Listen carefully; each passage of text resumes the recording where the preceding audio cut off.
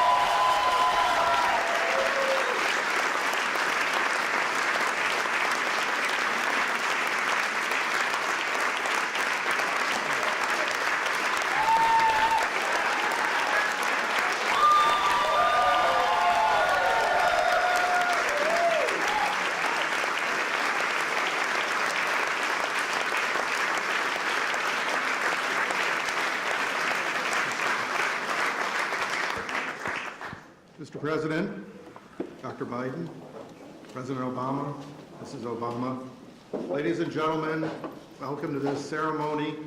I'm John Rogers, the chairman of the White House Historical Association, and on behalf of the women and men of the association, I'm thrilled to celebrate with all of you the presentation of two magnificent American portraits today to honor and commemorate the indelible legacy of our 44th President and First Lady. Mrs. Obama, President Obama, it is a privilege to be able to carry forward this time-honored tradition of unveiling the official portraits and welcome them to the White House to be forever accessible and viewed by the public on these historic walls.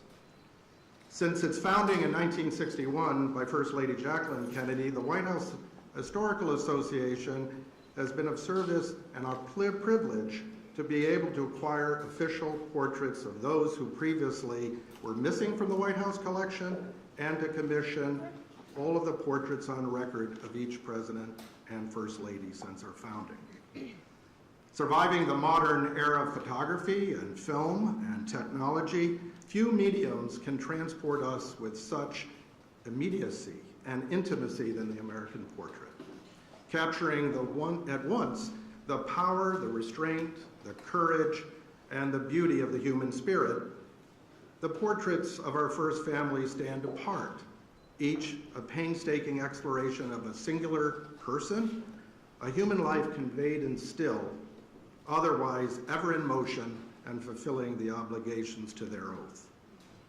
More than just the unveiling of our assemblage today, it's integral to the broader set of symbols and rituals and emblematic gestures distinctly American that sustain the spirit and the standing of our republic, bridging one presidency to the next the way we do one generation to the next, honoring the past as much as we look to the future.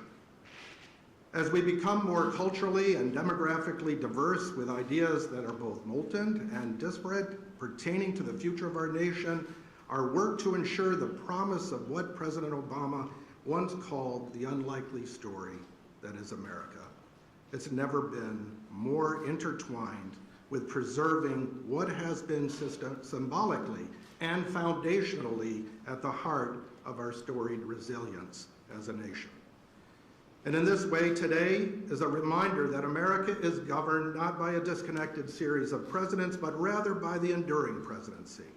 And within the greater story that's told by the 43 other portraits, we boldly celebrate their contrast and their confluence, certainly artistically, but also as distinguished chapters in the American narrative. And notably today, as the first Black American first family at 1600 Pennsylvania Avenue, and with whom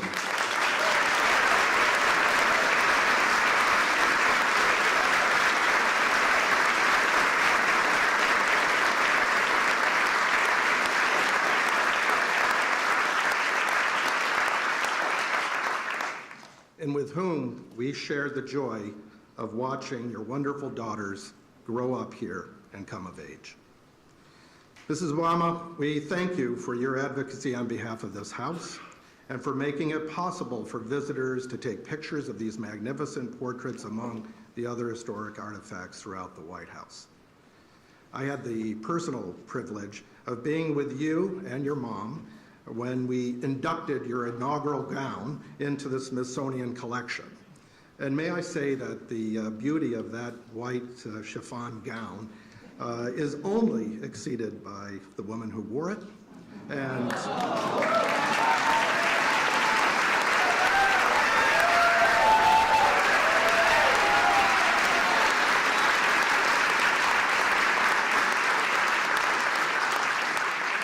whose spirit is captured in this portrait. The tradition of service continues with Dr. Biden. She's our steward. We are honored that you were with us when we celebrated our 60th anniversary, and we look forward to our continued work with you on the educational mission of our association. And we are ever thankful to you and you, Mr. President, for hosting this wonderful ceremony today. And to our artists, Robert McCurdy and Sharon Sprung, we are grateful for your artisanship and dedication to your own craft. Together, these portraits fulfill a beautiful collaboration and are a testament to what's possible when we serve one another in an effort to give voice to one another. And I suspect that beginning tomorrow, these two portraits will be the most photographed by visitors from across the United States and the world.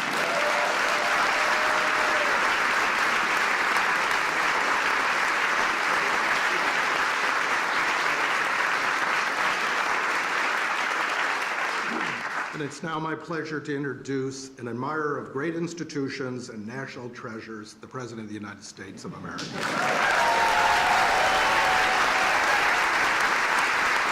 Thank you.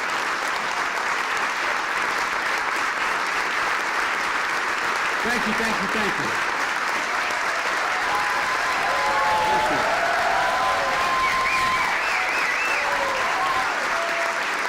Always right. Thank you all very much, please.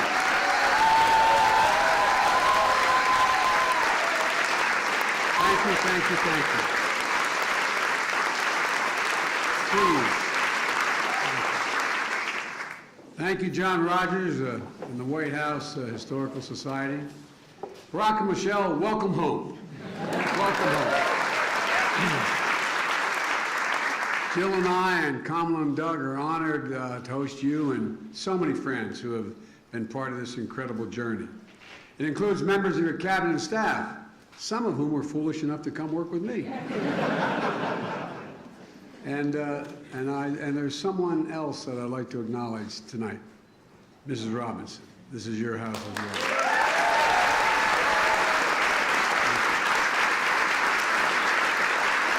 It's good to see you again, Mom. It really is. It's also good to see Miss Wilson, who known affectionately as Mama Kay.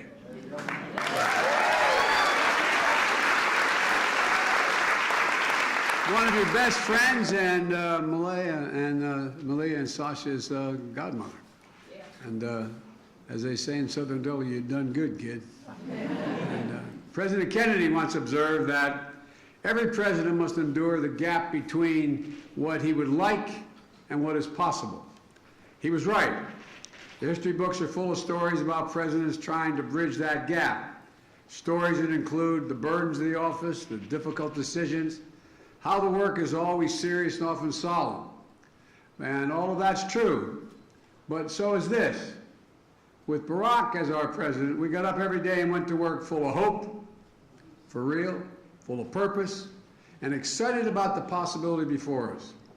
There are few people I've ever known with more integrity, decency, and moral courage than Barack Obama.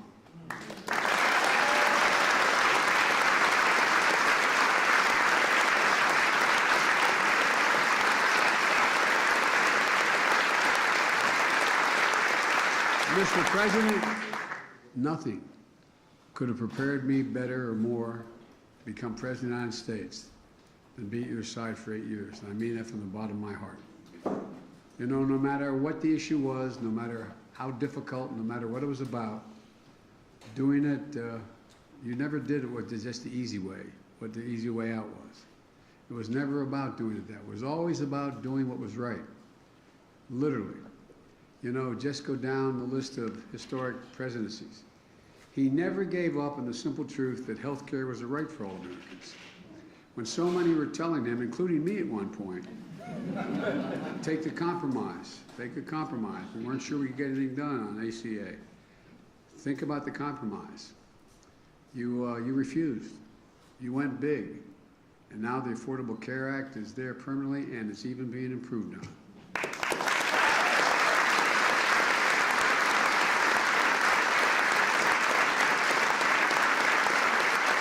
I remember what you told me. So how can I look those people in the eye and leave anybody behind? You weren't about to do that. You know, his Recovery Act brought America back from a great recession. The auto rescue protected an iconic industry that represents the nation's heart and soul. And there were a whole lot of people, some maybe even in this room, that were telling you we should let the industry go bankrupt. We should let it go. But you wouldn't. You persisted. You insisted. And I remember our conversations, and I'm proud we stood together and wouldn't let that happen. You bet on the American worker. You believed in the American worker. Even though he knew it would be controversial, you stood up for hundreds of thousands of dreamers who only know America as their home. It always boggles my mind that I always can't understand that a 3-year-old kid's going to say, no, Mom, leave me on this side of the Rio Grande. You go ahead and go. I'm serious. So they could stay and contribute, and they've contributed incredibly. Their talents, and it's a great generation they represent. I can go on and defend what all that you've done, expanding civil rights, issue the clarion call on the climate crisis, helped us find that amazing grace, even in darkness.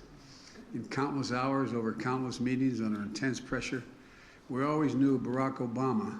We always knew what you'd do, what you thought was right, even if it was going to cost you politically. You know, we trusted him, all of you in this room. We believed in him, and we counted on him. And I still do. And I still do.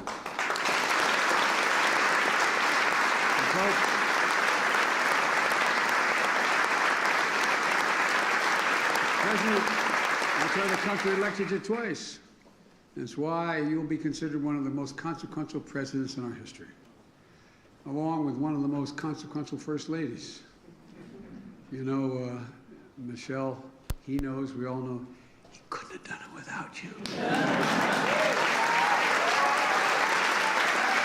I know I couldn't. In fact, during our week, we had lunch once a week, every week, come hell or high water. And everybody wondered all the important things we talked about. Probably 40% of the time we talked about family. We most talked about our girls and my grandchildren and my children. You embodied dignity beyond measure, Michelle. And together you and Barack made history.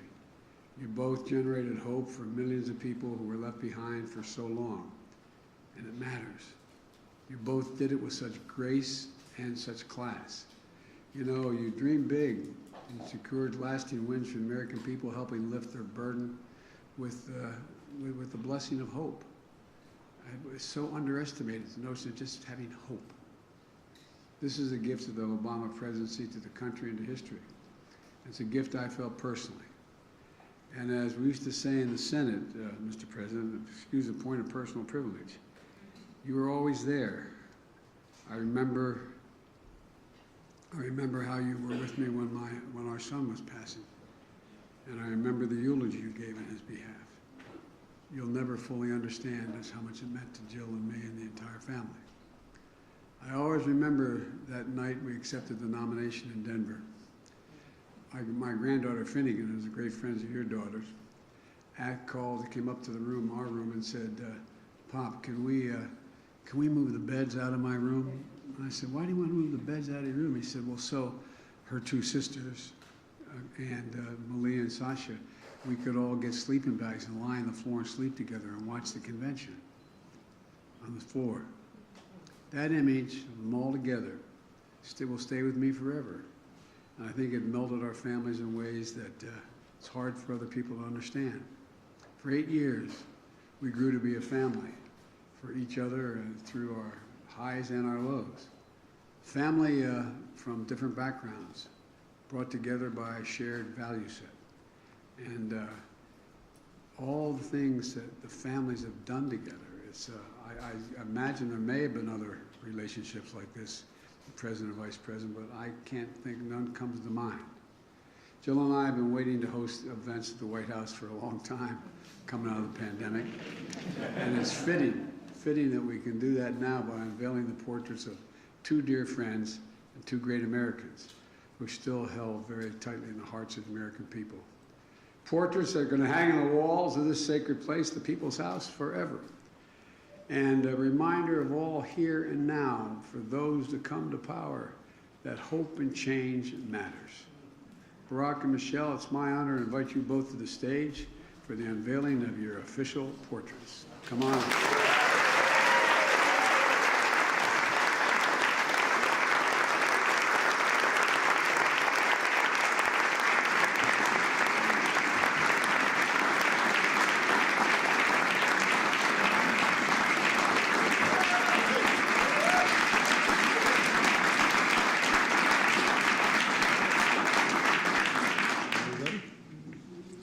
Yes? Okay. There we go.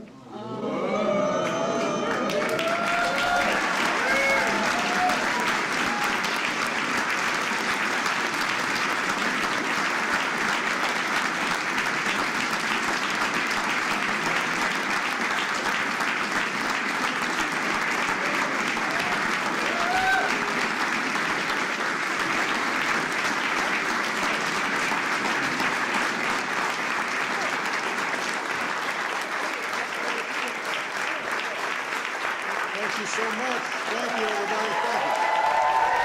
Thank you. Thank you so much. Please, everybody have a seat. Have a seat.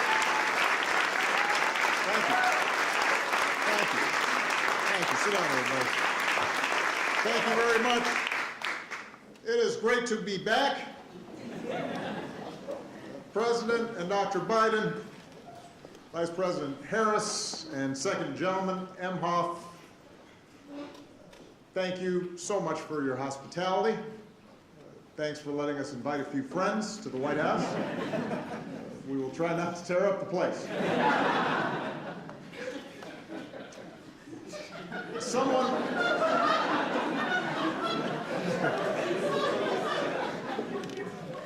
Someone once said that if you're looking for a friend in Washington, get a dog. Our family was lucky enough to have two wonderful dogs. But I was even luckier to have a chance to spend 8 years working day and night with a man who became a true partner and a true friend. Joe, it is now America's good fortune to have you as president. You guided us.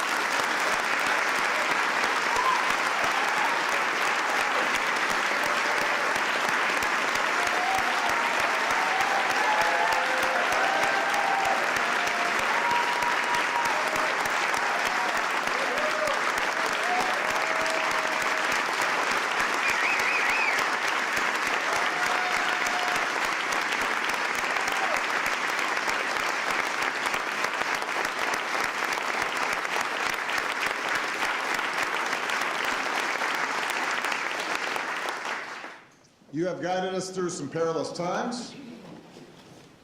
You've built on and gone beyond the work we all did together to expand health care, to fight climate change, to advance social justice, and to promote economic fairness. Thanks to your decency and thanks to your strength. Maybe most of all, thanks to your faith in our democracy and the American people. The country's better off than when you took office, and we should all be deeply grateful for that. So thank you so much.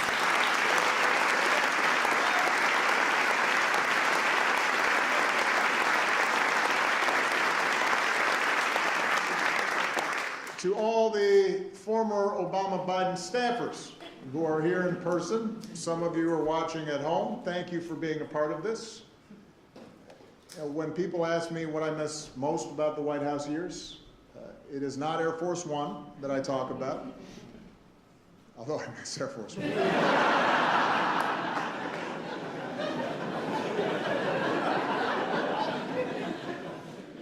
It's the chance that I had to stand shoulder to shoulder with all of you. To have a chance to witness so many talented, selfless, idealistic, good people working tirelessly every day to make the world better. And for 8 years, and even longer for some of you, I drew on your energy and your dedication and your goodness. You inspired me, and I never wanted to disappoint you. And I tried to reflect the same heart and character that you displayed every day. Even during the toughest times, it was all of you that kept me going. So it's good to be back, to have a chance to see all of you, and to once again say thank you. Now, as much as I miss our work together, what's been a special joy is to see what's happened since. Because so many of you are doing amazing things, whether it's in government, in the private sector, in academia, or nonprofits. And I'm especially glad to see so many of you serving President Biden, as well as you served me. Although now some of you who, let's face it, you were kids back then, are now in charge and running the show, which is a little shocking. And may also explain some of the gray hairs I'm seeing on some of you. But it validates what I had always hoped, which was that our time together would only be the beginning of incredibly impactful careers. And some of you who I've had a chance to stay in touch with, you know, I'm thrilled to see that you've started families of your own. I am a little disappointed that I haven't heard of anyone naming a kid Barack yet, or Michelle, but there is still time.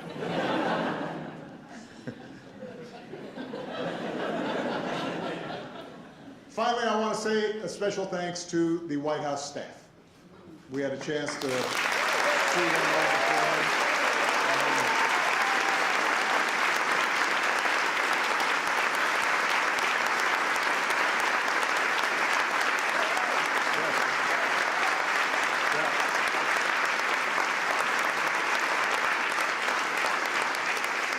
You took incredible care of our family for 8 years, and along the way you became a part of it. And we have not ever forgotten the kindness that you showed us. Now, when Michelle and I had our portraits unveiled at the National Portrait Gallery a few years back, I said that as far as I could tell, no one in my family tree had ever sat for a portrait before. I certainly had not. And now all of a sudden we've done it twice. But these portraits have a special significance because, as Joe mentioned, they will hang in the White House alongside portraits of other presidents and first ladies dating back to George and Martha. So it was important to find the right people to paint them. I want to thank Sharon Sprung for capturing everything I love about Michelle. Her grace, her intelligence, and the fact that she's fine.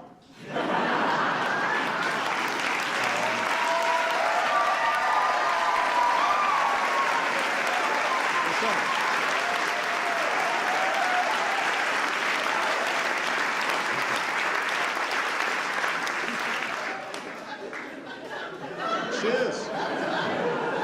The portrait is stunning.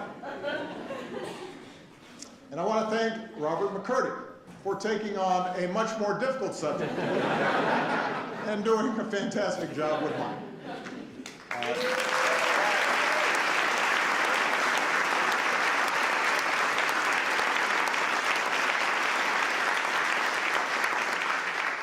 Robert is known for his paintings of public figures: Toni Morrison, the Dalai Lama, Nelson Mandela, Muhammad Ali.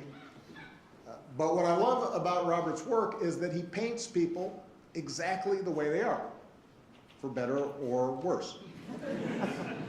He captures every wrinkle on your face, every crease in your shirt. You'll note that he refused to hide any of my gray hairs, refused my request to make my ears smaller.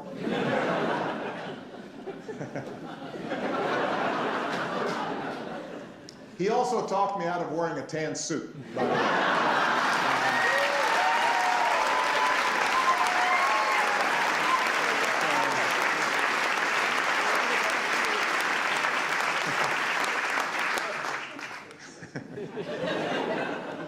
His work is so precise that at first glance it looks like a photograph.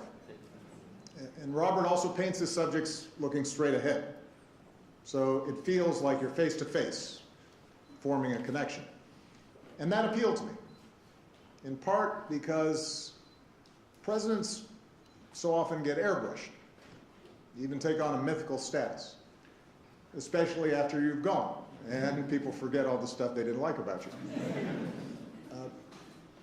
But what you realize when you're sitting behind that desk, and what I want people to remember about Michelle and me, is that presidents and first ladies are human beings like everyone else.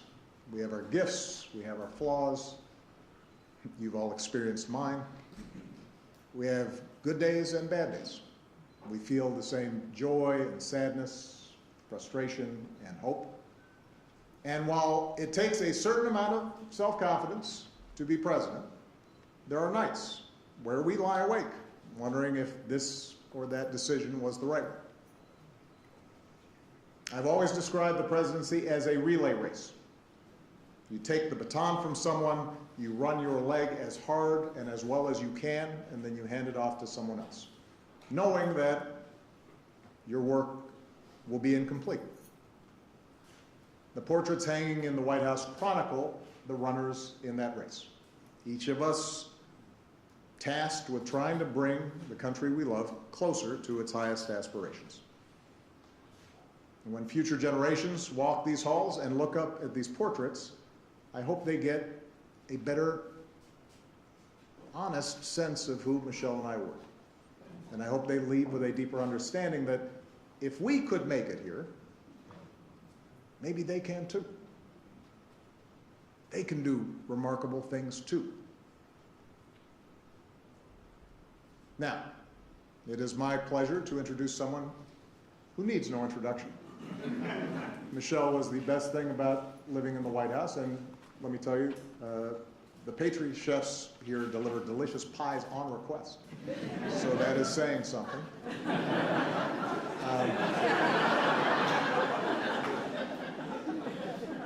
I could not ask for a better life partner, and in my humble opinion, America could not have asked for a better First Lady. Please give it up for Michelle Obama.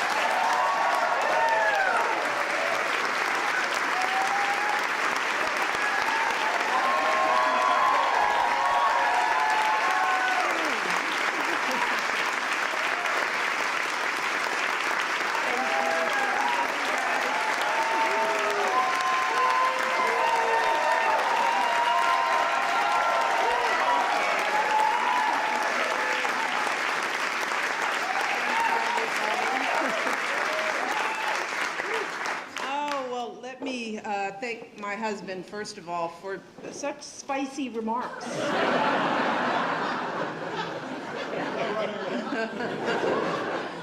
And of course, thank you to Joe and Jill, President Biden, and First Lady Jill Biden.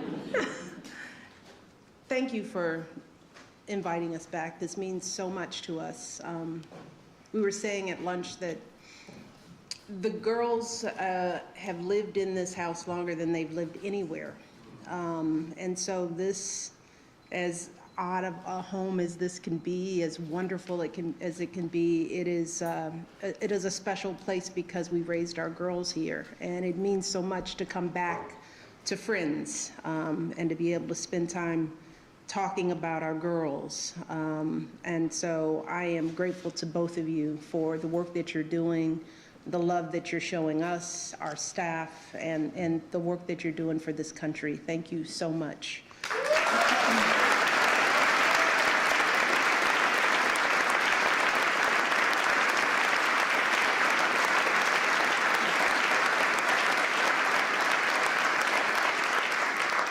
And of course to Vice President Harris, and I love to say this, second gentleman, Imhoff. Let's say it again, second gentleman. You're doing a great job.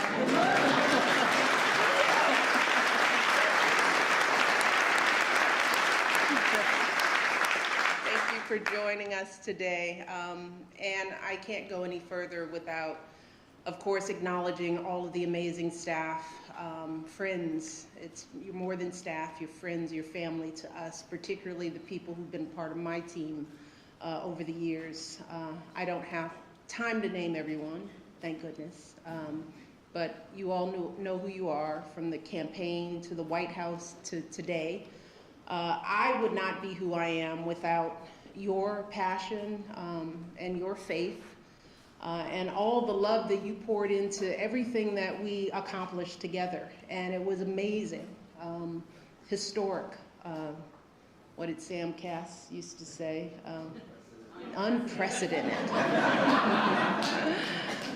You all mean the world to me, and I mean that from the bottom of my heart.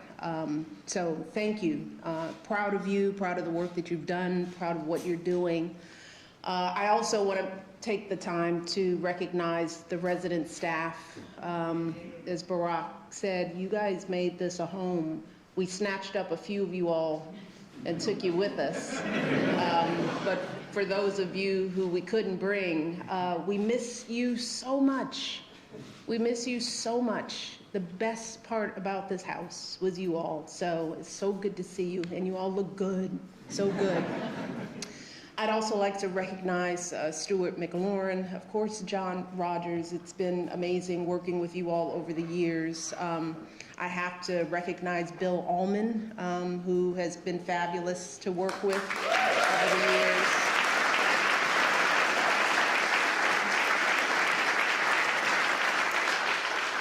And of course, Thelma Golden and my dear friend Michael Smith for their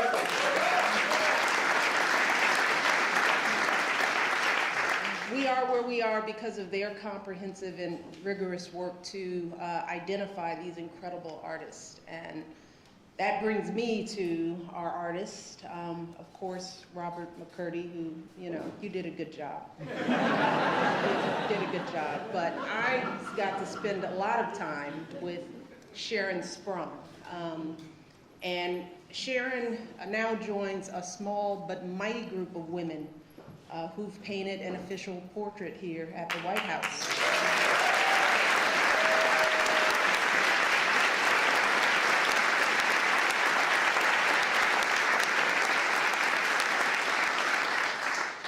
And I'm thrilled that this extraordinary work is going to be enshrined forever as part of our nation's history. But Sharon, it was wonderful to work with you. You are a true spirit. That's one of the reasons why we connected. Your work is phenomenal, but it was your essence, your soul, the way you saw me, the way we interacted, and it shows in this beautiful work. So thank you for your brilliance, your artistry, and your patience in this process. I remember I went to see the work in Brooklyn, and poor Sharon, because no one is supposed to know who the artists are, so her studio is her home. And so she had this piece in her home. You couldn't have guests over. You were frightened that it would get out. You just wanted it out of your space. And every year I thought about, she must be going crazy. So thank you so much. Let's give them both.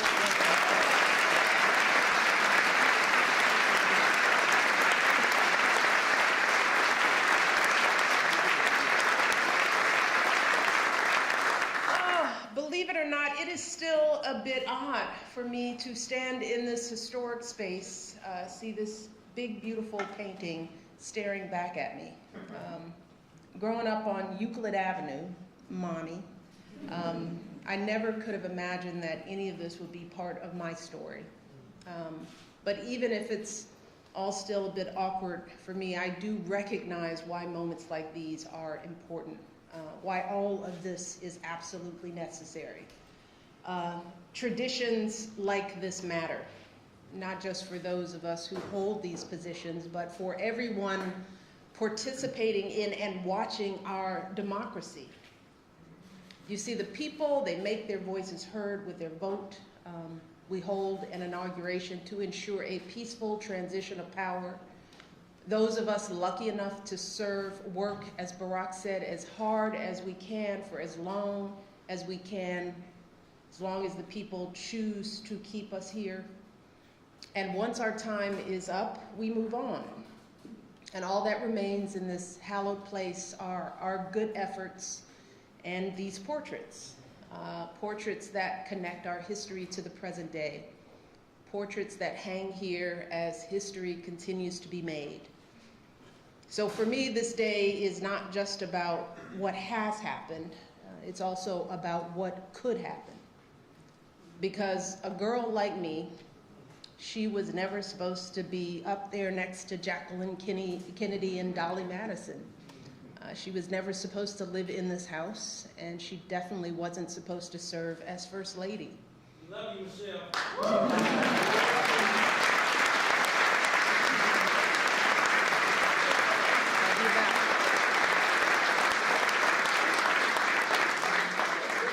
But I've always wondered, where does that supposed to come from? Who determines it? And too often in this country, people feel like they have to look a certain way or act a certain way to fit in, that they have to make a lot of money or come from a certain group or class or faith in order to matter. But what we're looking at today, a portrait of a biracial kid with an unusual name and the daughter of a water pump operator and a stay-at-home mom. What we are seeing is a reminder that there's a place for everyone in this country. Because as Barack said, if the two of us can end up on the walls of the most famous address in the world, then again, it is so important for every young kid who is doubting themselves to believe that they can too. That is what this country is about. It's not about blood or pedigree or wealth. It's a place where everyone should have a fair shot. Whether you're a kid taking 2 buses and a train just to get to school, or a single mother who's working 2 jobs to put some food on the table, or an immigrant just arriving, getting your first apartment, forging a future for yourself in a place you dreamed of. That's why for me this day isn't about me or Barack. It's not even about these beautiful paintings. It's about telling that fuller story, a story that includes every single American in every single corner of the country, so that our kids and grandkids can see something more for themselves. And as much as some folks might want us to believe that that story has lost some of its shine, that division and discrimination and everything else might have dimmed its light, I still know, deep in my heart, that what we share, as my husband continues to say, is so much bigger than what we don't. Our democracy is so much stronger than our differences. And this little girl from the South Side is blessed beyond measure to have felt the truth of that fuller story throughout her entire life, never more so than today. So thank you to President Biden, to Sharon, and to all of you today for playing a part in this day and all the days that led to it. And now, it is my privilege to introduce someone who is stepping in shoes and doing it well, someone who has devoted so much of her life to education, working to broaden the idea of whose story matters. Ladies and gentlemen, please welcome my friend, First Lady, Dr. Jill Biden.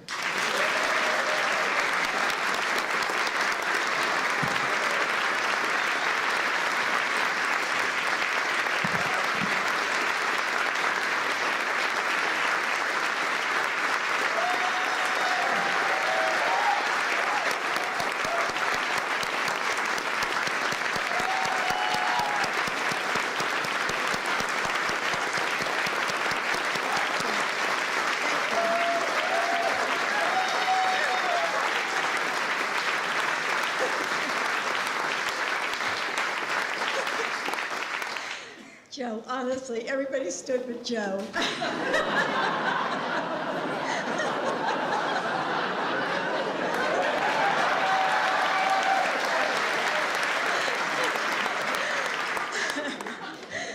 Thank you, Michelle,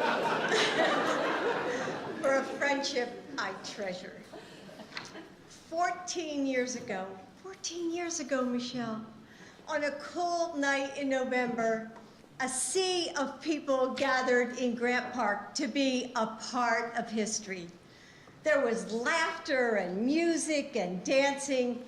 There were tears as friends and strangers alike held each other, overwhelmed with the joy that hope and change had been realized.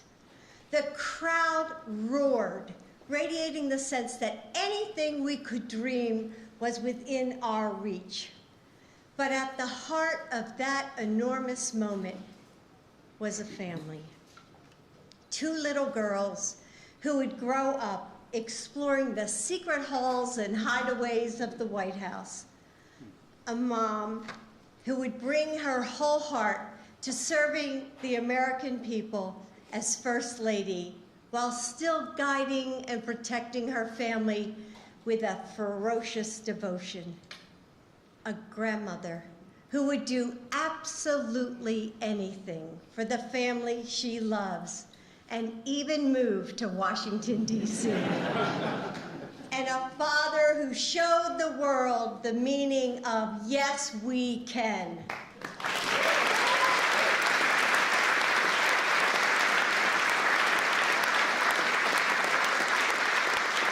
For Joe and me and our entire family, standing on that stage next to you was like waking up in a new world, a place where, with hard work, anything was possible. And it wasn't just the Bidens. So many of you were also there. You remember how it felt. It was magic, wasn't it? That night, your family connected us all. And our family, the Obama-Biden team, every one of you who are fired up and ready to go. Together, we changed the course of this country forever. And when I look at these portraits, I see family.